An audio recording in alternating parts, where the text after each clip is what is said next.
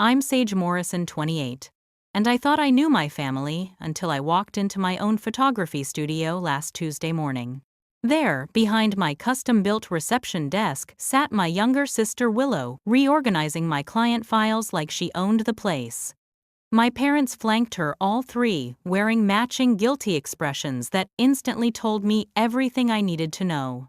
The betrayal wasn't just about my business, it was about 15 years of being the family scapegoat while my golden child sister got everything handed to her. This time, though, they'd gone too far. Hey everyone, before we dive into this wild family revenge story, let me know in the comments where you're watching from. If you've ever dealt with toxic family dynamics or workplace betrayal, you're definitely going to want to stick around for this one. Make sure to hit that like button and subscribe, because trust me, the justice served in this story is absolutely incredible. You won't believe how this all plays out. Let me back up and explain how we got here, because the level of manipulation and entitlement my family displayed would make your jaw drop. I'd spent 6 years building luminous photography from the ground up. Started in my cramped apartment with a borrowed camera, working 16-hour days, surviving on ramen noodles, and pure determination. Every client was earned through blood, sweat, and countless sleepless nights perfecting my craft. I specialized in luxury weddings and corporate events, and my reputation in Dallas was solid gold. The studio space I'd been renting for 3 years was my sanctuary: exposed brick walls, professional lighting equipment worth more than most people's cars, and a client roster that included some of Texas's most prominent families. Willow, on the other hand, had bounced between jobs like a pinball. Art school dropout, failed Instagram influencer, brief stint as a yoga instructor. You name it, she'd tried it and quit when things got challenging. At 25, she was still living with our parents, who treated her like a delicate flower that needed constant protection and financial support. The morning of the discovery, I'd arrived early to prepare for a consultation with the mayor's daughter about her upcoming wedding. Instead of my usual peaceful studio, I found chaos. My carefully organized client portfolios were scattered across every surface. Wedding albums I'd spent months crafting were stacked carelessly in corners. Worst of all, my computer was logged into my business accounts, with someone clearly having accessed my financial records, client information, and vendor contracts. What the hell is going on here? I demanded, my voice echoing off the brick walls. My father, Robert Morrison, cleared his throat with that pompous authority he'd wielded over our family for decades. A successful real estate developer who believed his money gave him the right to control everyone around him, he stood there in his expensive suit, looking like he was about to close a particularly satisfying business deal. Sage, honey, we need to talk. My mother Linda chimed in, using that patronizing tone she'd perfected during my childhood. We've been worried about you working so hard, carrying this burden all alone. Burden. I'd built something incredible and they saw it as a burden. Willow finally looked up from the client files she was sorting, her perfectly highlighted hair catching the morning light. I know this looks bad, but Mom and Dad thought it would be better if I helped you manage things. You're always so stressed, and I have some really great ideas for expanding the business. The audacity was breathtaking. She was sitting in my chair at my desk, going through my private business information and somehow making it sound like she was doing me a favor. How did you even get in here? I asked, though I suspected I already knew the answer. My father pulled out his phone and showed me a banking app. I co-signed your initial business loan, remember? That gives me certain rights as a financial partner. We had the locks changed yesterday because, frankly, your security was inadequate. The room started spinning. Yes, he'd co-signed my loan 4 years ago when I was struggling to establish credit. But that was supposed to be temporary help, not a permanent leash.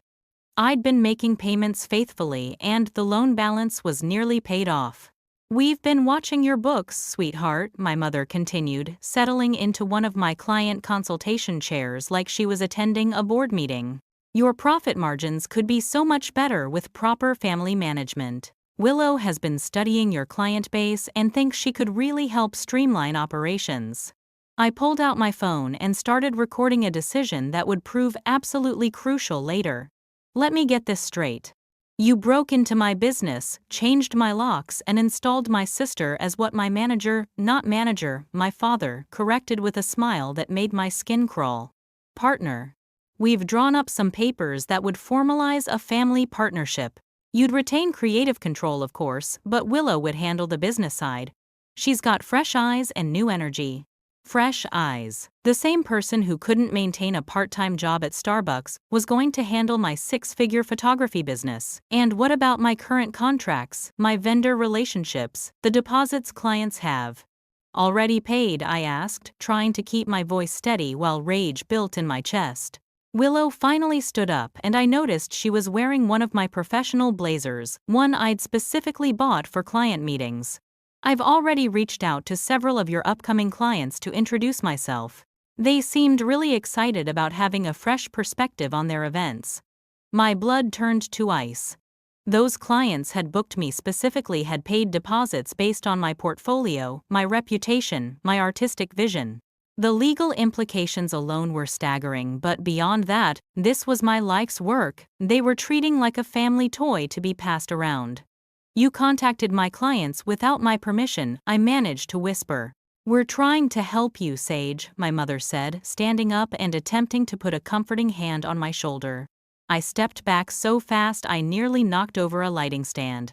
Help me. You broke into my business, violated my contracts, potentially destroyed client relationships I've spent years building, and you think you're helping me? My father's expression hardened, showing the controlling man I'd grown up with. Don't be dramatic. Family businesses are more successful, more stable. You've proven you can do the creative work, but you've always struggled with the business side. This arrangement benefits everyone. That's when I understood the real scope of their betrayal. This wasn't a spur-of-the-moment decision or some misguided attempt to help. They'd been planning this takeover probably for months, monitoring my accounts, studying my client base, waiting for the right moment to swoop in and claim what I'd built. But looking at their confident faces, I realized they'd made one critical mistake. They assumed I'd roll over like I had throughout my childhood, that I'd accept their version of family loyalty and hand over my life's work with a grateful smile.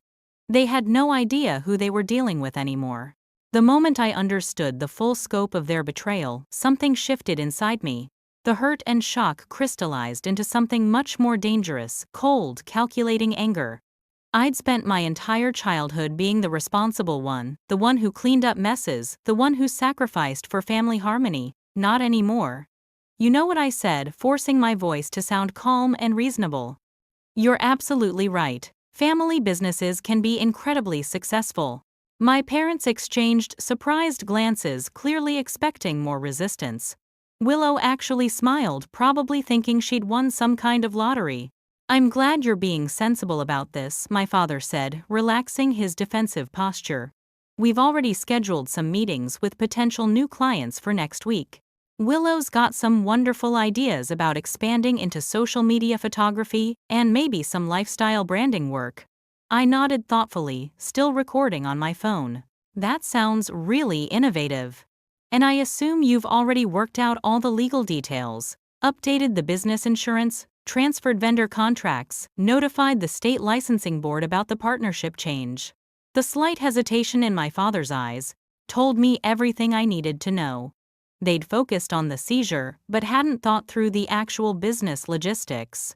Well, we figured we'd handle those details this week, he said, that familiar, condescending tone creeping back in. Nothing too complicated for a family arrangement. Of course, I agreed. And I'm sure you've already spoken with my lawyer about transferring the business registration, since my name is currently on all the official documents as sole proprietor.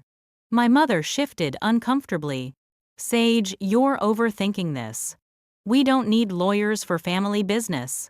We trust each other. Trust. The word almost made me laugh out loud. These people had violated every possible boundary, and they were talking about trust. You're absolutely right, Mom. Trust is everything in family. I made sure my phone was getting good audio as I continued. So I'm sure you won't mind waiting while I make a few quick calls to clarify some things. Just to make sure we're all on the same page legally. Willow was back to organizing my client files, clearly considering the conversation over. Take your time, Sage. I want to get familiar with your upcoming shoots anyway. Mrs. Henderson's daughter is getting married next month, and I have some amazing ideas for the engagement photos. Mrs. Henderson, one of my most prestigious clients whose family had been featured in Texas Monthly. The woman had specifically chosen me after seeing my work at 3 other society weddings. The thought of Willow fumbling through that job made my stomach turn, but I kept my expression neutral. That's wonderful that you're so enthusiastic, I said. I'm just going to step outside and make those calls. Don't touch anything else while I'm gone, okay? My father waved dismissively. Take all the time you need. We'll be here getting organized. The moment I stepped outside, I started making calls. First, my business lawyer David Chen, who'd helped me navigate various contracts over the years. Sage, what's wrong? You sound upset, David said immediately. David, I need to know something urgent. If someone co-signed my business loan but isn't listed as a business partner in any official capacity, can they legally take control of my business operations? Absolutely not. Co-signing a loan creates financial responsibility for the debt, but it doesn't grant any operational control over the business entity itself. Why are you asking? I explained the situation quickly, and I could practically hear his jaw drop through the phone. Sage, this is potentially criminal. Breaking and entering, theft of business property, possibly fraud if they're representing themselves as authorized to conduct your business. You need to document everything and call the police. I'm already recording. What about the client contacts they've made? That's potentially tortious interference with business contracts. Keep that recording safe, it's going to be crucial evidence. My second call was to my business insurance company. If Willow caused any problems during events she wasn't authorized to work, I needed to understand my liability exposure. The insurance representative was crystal clear. Miss Morrison, your policy specifically covers only you and any employees you've officially designated in writing. If unauthorized individuals are conducting business operations under your company name, that could void your coverage entirely. Perfect. They were potentially destroying my insurance protection along with everything else. My third call was to my bank's business division. I explained that I suspected unauthorized access to my accounts and needed to implement additional security measures immediately. We can flag your accounts for additional verification on any unusual activity, the representative assured me. We'll also need to issue new access credentials if you suspect your login information has been compromised. As I made these calls, I watched through the studio windows as my family continued their takeover. Willow had found my client consultation checklist and was making notes in the margins. My father was examining my equipment like he was conducting an inventory. My mother was rearranging my portfolio displays to her taste. They were so confident, so sure they'd cornered me into compliance. The same dynamics that had controlled my childhood, their money, their authority, their assumption that I'd always cave to family pressure. But I wasn't that scared little girl anymore. I was a successful business owner who'd learned to fight for every opportunity, every client, every dollar of profit. And now I had something they didn't expect: legal grounds to destroy their little coup completely. My final call was to my assistant Marcus, who handled my social media and some administrative tasks. Marcus, I need you to do something important. Go through all our client contracts and vendor agreements, and compile a list of everyone who needs to be notified if there are any unauthorized changes to business operations. Is everything okay, Sage? You sound stressed. Everything's about to be very okay, I assured him. But I need that list within the hour. Also, can you discreetly reach out to our key vendors and let them know that only I am authorized to make changes to our accounts or place orders? Don't make it sound like an emergency, just a routine security update. On it, Marcus said immediately. He'd been with me for 2 years and knew how carefully I protected client relationships. As I hung up, I realized my hands were steady for the first time all morning. The shock had burned away, leaving behind something much more powerful: absolute clarity about what needed to happen next. I walked back toward the studio, already composing the speech that would begin their downfall. When I returned to the studio, I found my family had made themselves even more at home. Willow was now sitting at my computer, apparently going through my editing software, while my parents examined my vendor contracts like they were reviewing a real estate deal. Perfect timing, my father announced without looking up. We've been going through your overhead costs, and frankly, you're overpaying for almost everything. Willow found some vendors online who could cut your equipment rental costs by 30%. I bit back the urge to explain that my expensive vendors were industry professionals who'd never missed a deadline, never delivered subpar equipment, and had saved my reputation more than once with last-minute problem solving. Instead, I smiled and nodded. That's great that you're looking at cost optimization.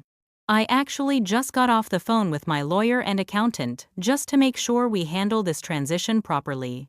The word transition seemed to relax them, further confirming their assumption that I was accepting the situation.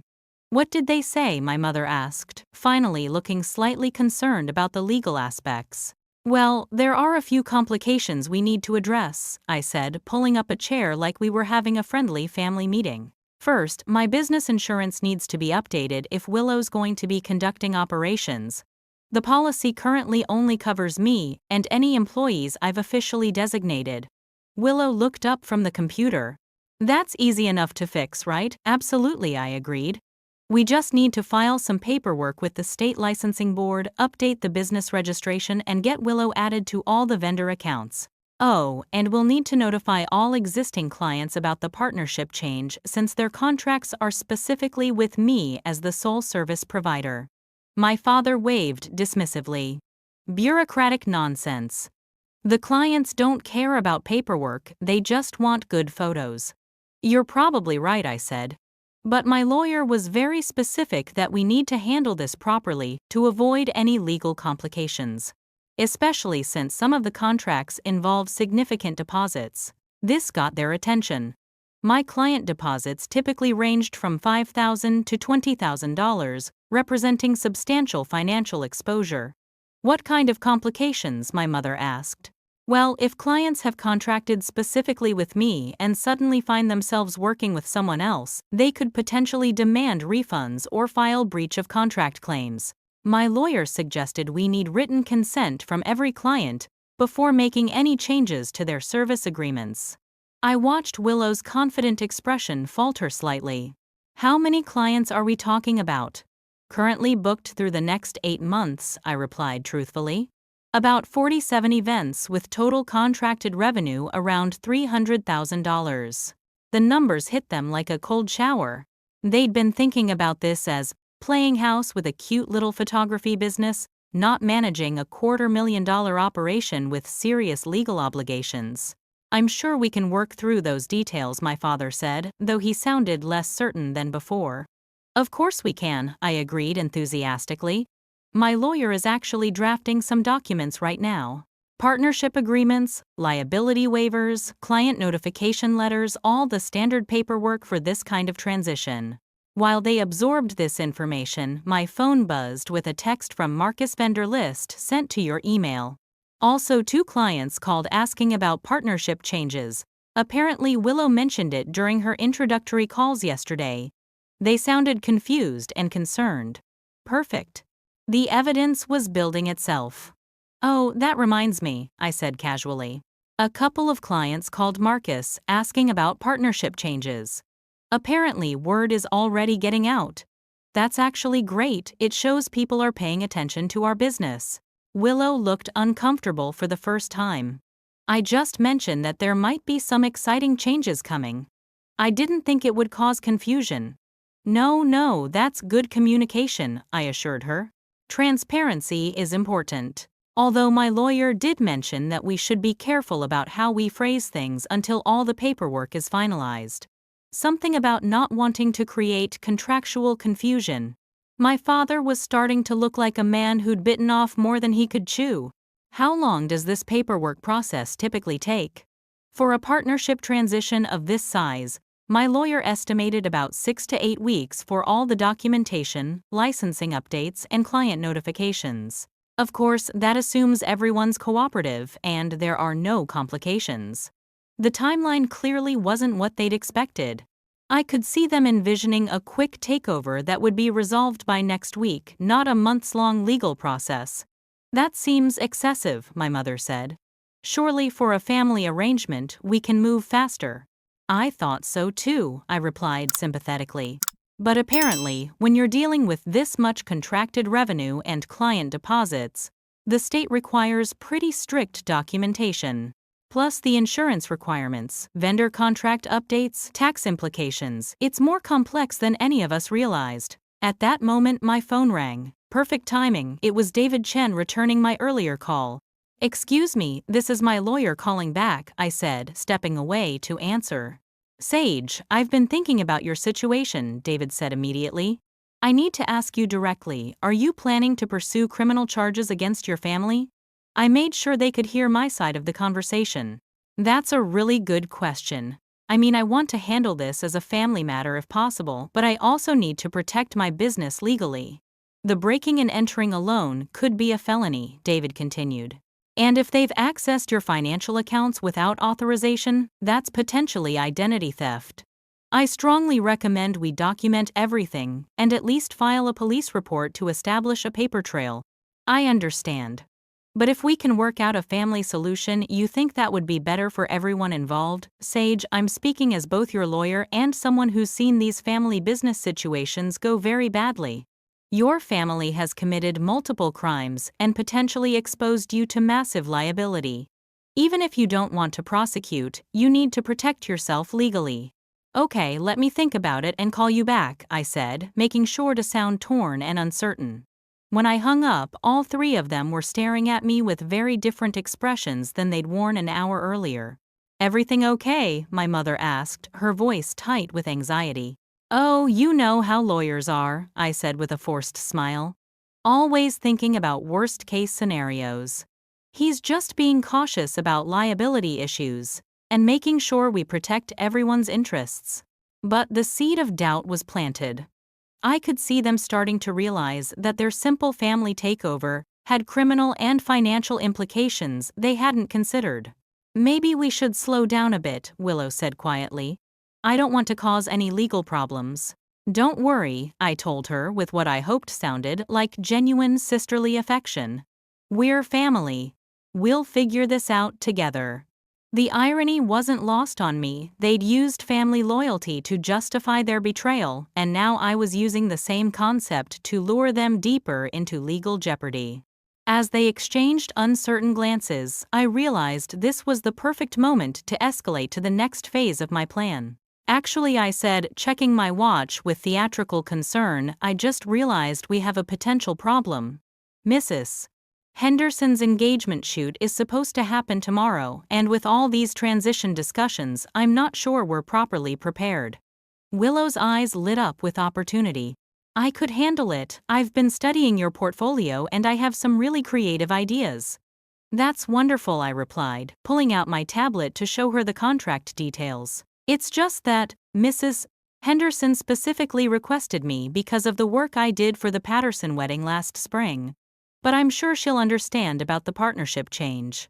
What I didn't mention was that Mrs. Henderson was notoriously particular, had fired 2 other photographers before finding me, and had specifically written into her contract that any substitutions required her written approval 72 hours in advance. "Maybe I should come with you tomorrow," I suggested, "just to help with the transition and make sure everything goes smoothly." "That would be perfect," my father agreed. "A gradual handoff makes the most sense." While they discussed logistics, I discreetly sent a text to Mrs. Henderson. "Hi Mrs. H, just wanted to confirm our shoot tomorrow at 2 p.m. Looking forward to creating something beautiful for Sarah's engagement announcement." Her response came back within minutes. "Absolutely, so excited to work with you again. Your artistic vision is exactly what Sarah needs for these photos." "Perfect." I screenshotted the exchange and added it to my growing evidence file. 20 minutes later, my phone rang again. This time it was my insurance company. "Miss Morrison, we've completed our review of your account status. We need to inform you that any business operations conducted by unauthorized individuals could potentially void your coverage. We'd recommend updating your policy immediately if you're adding partners. I put the call on speaker so my family could hear. What would that involve exactly? We'd need formal partnership documentation, background checks on any new partners, and updated liability coverage. The process typically takes 4 to 6 weeks, and there would be a significant premium increase given the expanded risk profile. After hanging up, my mother looked genuinely worried for the first time. How significant a premium increase? For this size operation with multiple operators, probably 30 to 40% annually, I replied. Plus, the initial processing fees and background check costs.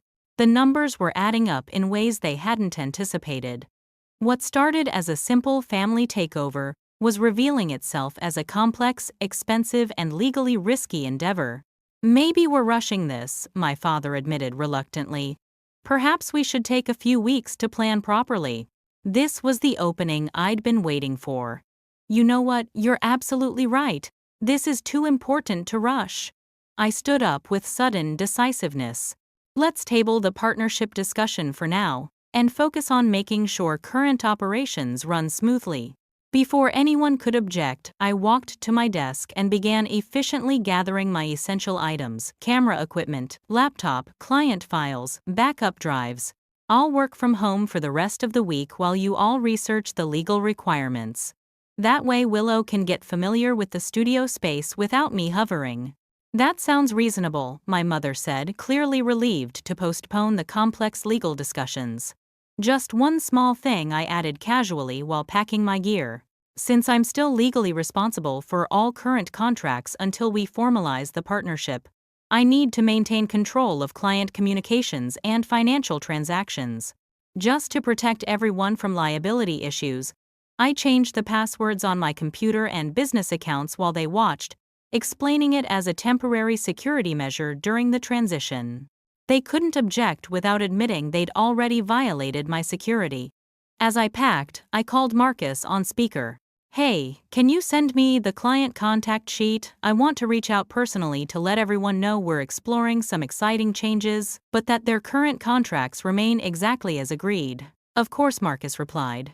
Should I mention the potential partnership? Let's keep it vague for now, I said, glancing meaningfully at my family. Just reassure everyone that their service agreements are secure, and that any changes will be communicated well in advance. After gathering my essential equipment, I paused at the door. Oh, and Willow, about Mrs. Henderson's shoot tomorrow, I should probably handle that one myself just to maintain continuity. But you can definitely observe and learn how I work with high-profile clients. Her face fell slightly, but she nodded. That makes sense. Perfect. I'll pick you up at 1:30 tomorrow. This is going to be such a great learning experience for you. As I drove home with my equipment safely secured, I made one final call to Detective Sarah Rodriguez, who'd handled a business fraud case for another photographer I knew. Detective Rodriguez, I need to report a potential case of business fraud and breaking and entering. I have extensive documentation and the perpetrators are my own family members. Miss Morrison, I'm sorry to hear about your situation. Family cases are always complicated, but if crimes have been committed, we need to address them properly. Can you come in tomorrow morning to file a formal report? Absolutely. And, Detective, they're planning to conduct business operations tomorrow that could constitute fraud and potentially endanger client relationships. I have recordings of them admitting to unauthorized access of business accounts and client information. Bring everything you have. If this is as serious as it sounds, we may need to act quickly to prevent further damage. That evening, I sat in my home office organizing evidence, photographs of them in my studio, audio recordings of their admissions, screenshots of unauthorized computer access, documentation of client contact violations, and detailed timelines of their actions. I also drafted emails to every single client, explaining that there had been some family boundary issues regarding my business, and that I was taking immediate steps to ensure their contracted services remained exactly as agreed. I scheduled these to send first thing in the morning right after I filed my police report. The irony was beautiful. They'd tried to use family loyalty to steal my business, assuming I'd never fight back against my own relatives. Instead, they'd handed me everything I needed to not only reclaim my business but potentially see them face criminal consequences for their actions. My phone buzzed with a text from Willow. "Thanks for being so understanding about everything, Sage. I'm really excited about tomorrow's shoot," I smiled as I typed back, "Me too, sis. It's going to be a day none of us will ever forget." She had no idea how true that was. The next morning at 9 a.m. sharp, I walked into the police station with a banker's box full of evidence.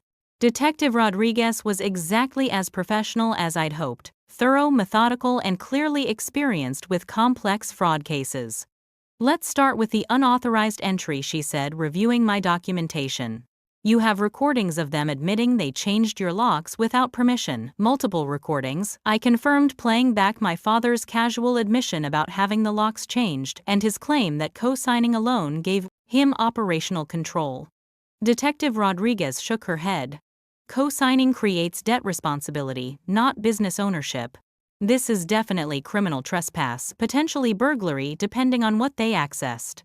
We spent 2 hours going through everything: the unauthorized computer access, the client contact violations, the fraudulent representation of authority, and the potential theft of business property.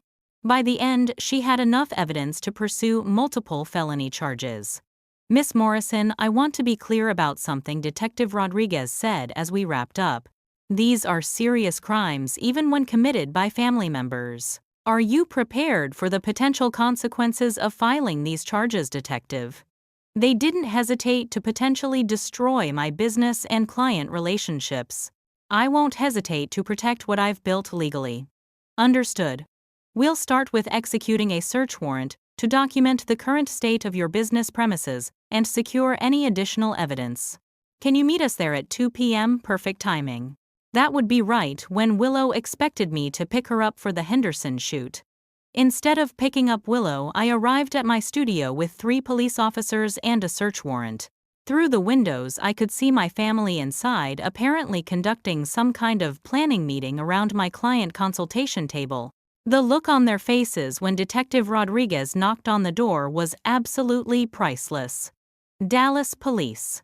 We have a search warrant for these premises in connection with an investigation of business fraud and criminal trespass." My father came to the door, his usual confidence completely shattered. "Officers, I think there's been some mistake. This is a family business matter." "Sir, we need you to step outside while we execute this warrant," Detective Rodriguez replied firmly. As the officers documented everything, the changed locks, the unauthorized access to my computer systems, the client files that had been reorganized, my family stood on the sidewalk looking like they'd been hit by a truck. "Sage, what have you done?" my mother whispered, her voice breaking. "I protected my business legally," I replied calmly.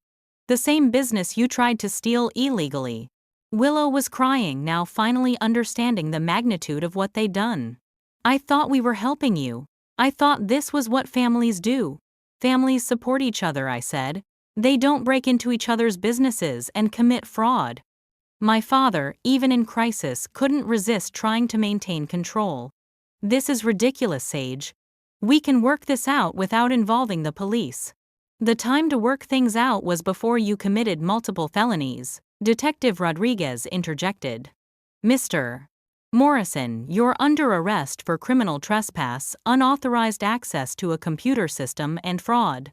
As they read him his rights, my phone started buzzing with calls. Word was apparently spreading through our social circle about the police presence at my studio. One call was from Mrs. Henderson herself. "Sage, dear, I just heard there was some kind of emergency at your studio. Is everything all right? Should we postpone Sarah's engagement? Shoot Mrs. Henderson, there was a family situation that required police intervention, but it's resolved now.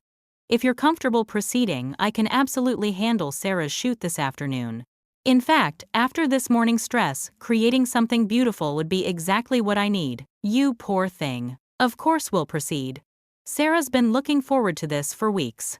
Within 3 hours, both my parents and Willow had been arrested and charged. The local news even picked up the story: family members arrested for fraud at local photography business. But the most satisfying moment came that afternoon during Sarah Henderson's engagement shoot. As I captured the joy and excitement in her photos, I realized how close I'd come to losing not just my business but my artistic identity. "These are absolutely gorgeous," Sarah gushed as I showed her some of the preliminary shots. "You have such an amazing eye for capturing emotion."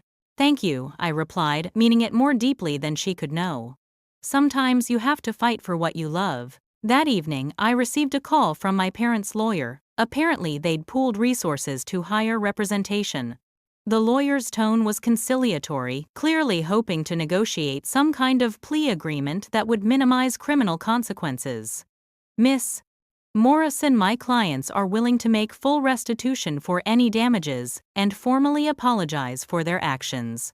They were hoping you might consider dropping the charges in exchange for a written agreement to never interfere with your business again."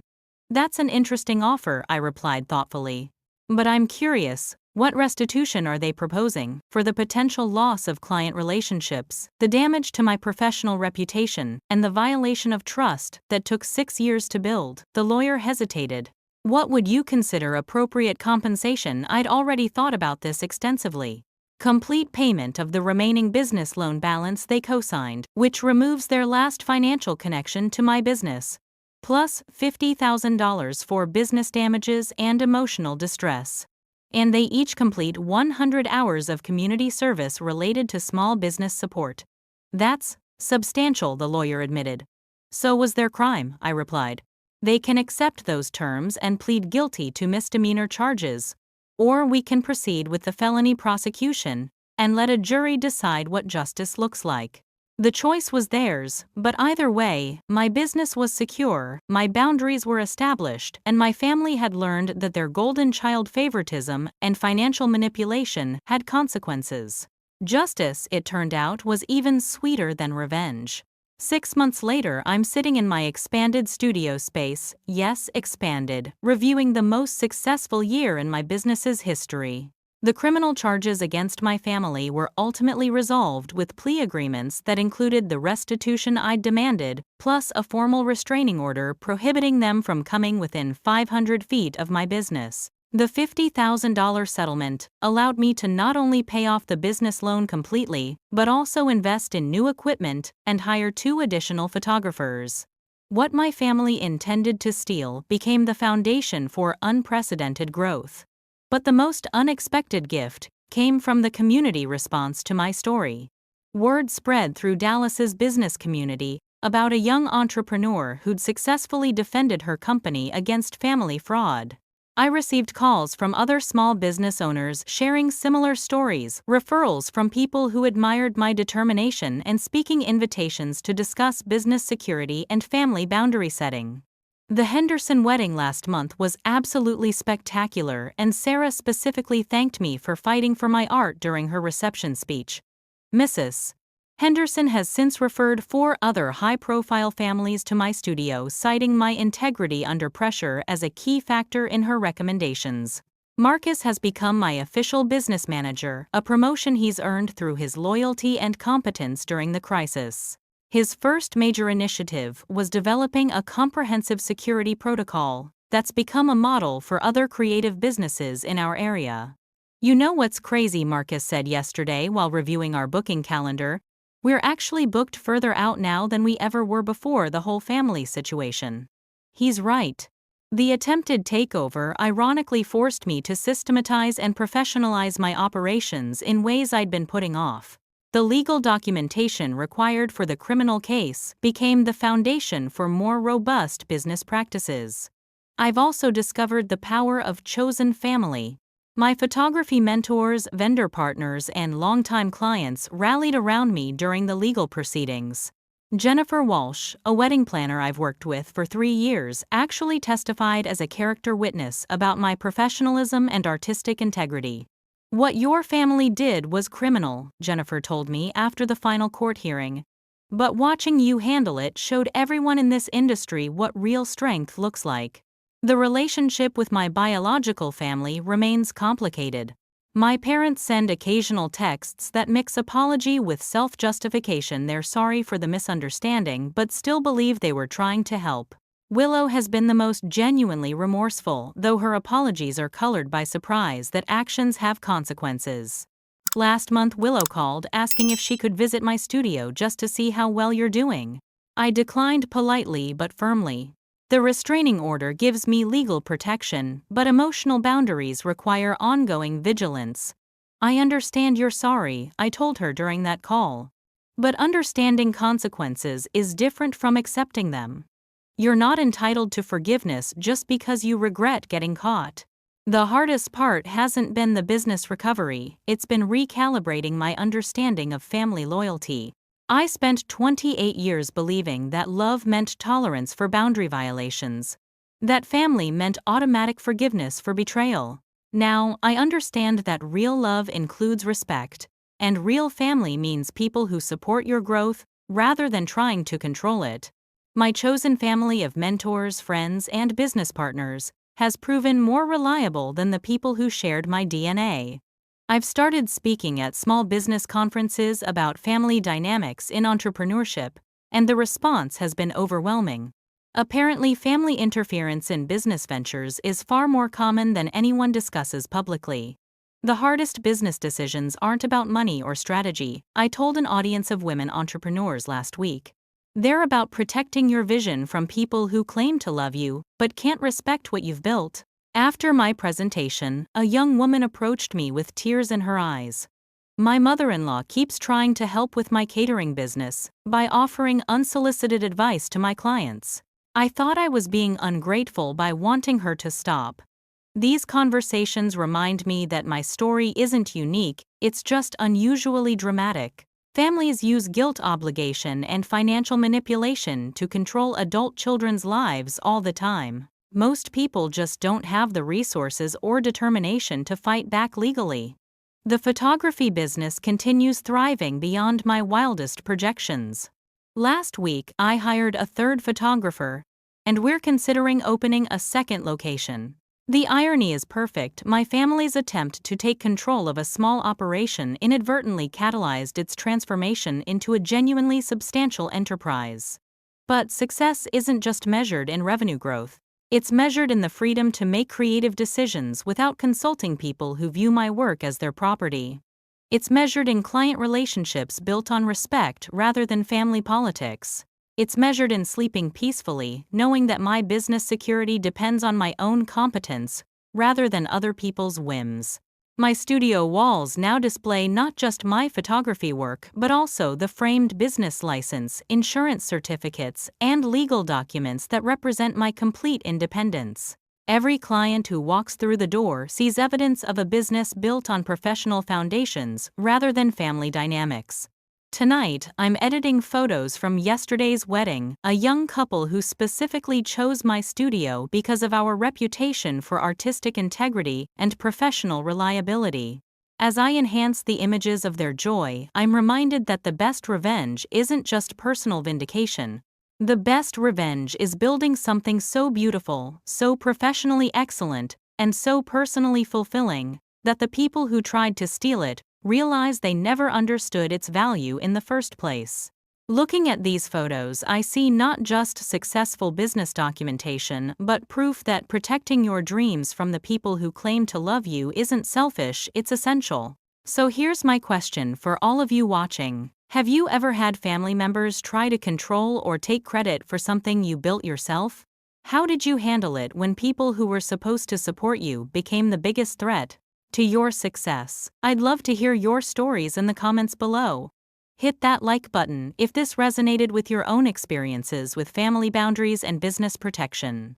Don't forget to subscribe for more real-life stories about standing up for yourself when it matters most, and share this with anyone who needs to hear that they're not obligated to sacrifice their dreams for family. Peace. Thank you for watching my story unfold, and remember, sometimes the family that truly loves you is the one you choose, not the one you're born into. Here's to building dreams that no one can steal, and boundaries that no one can cross. Until next time, keep fighting for what you've built.